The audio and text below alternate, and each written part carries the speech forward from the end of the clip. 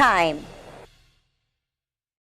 বাংলাদেশ জাতীয়তাবাদী যুবদল মৌলভীবাজার জেলা শাখার পক্ষ থেকে জানাই রক্তিম শুভেচ্ছা অভিনন্দন। প্রিয় বন্ধুরা,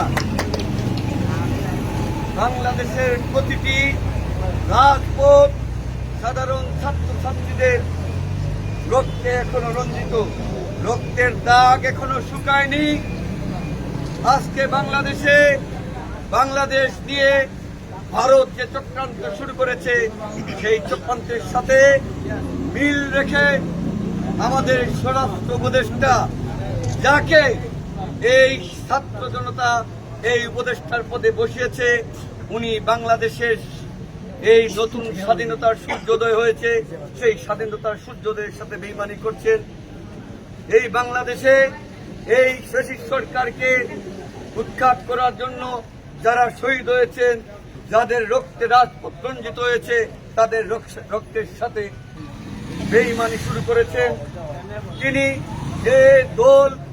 যে দল বাংলাদেশের মানুষের উপর 17 বছর নির্যাতন করেছে, যেই দল বাংলাদেশের সাধারণ মানুষের উপর গণহত্যা চালিয়েছে, 10 দিন 15 দিন হয় নাই, রাজপথ থেকে এখনো রক্তের দাগ শুকায় নাই।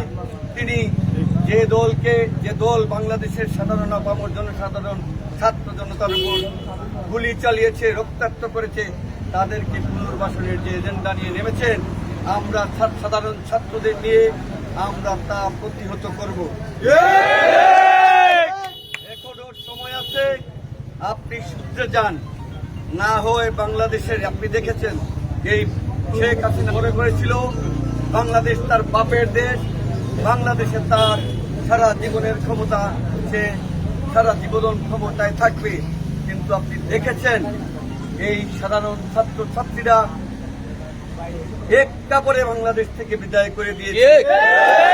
শেখ হাসিনা তো কাপড় পরে গিয়েছে, আপনি যদি আর দ্বিতীয়বার দালালি করেন তাহলে আপনি কাপড় পরার সুযোগ পাবেন না। এখনো সময় আছে, আপনি শুধরে যান, না হয়ে বাংলাদেশের ছাত্র জনতা আপনার বিরুদ্ধে ব্যবস্থা নেবে। পরিশেষে সবাইকে এই তাৎক্ষণিক বিক্ষোভ মিছিলে অংশগ্রহণ করার জন্য ধন্যবাদ জানিয়ে আজকের এই সবার কাজ এখানে ঘোষণা করতে সবাইকে ধন্যবাদ।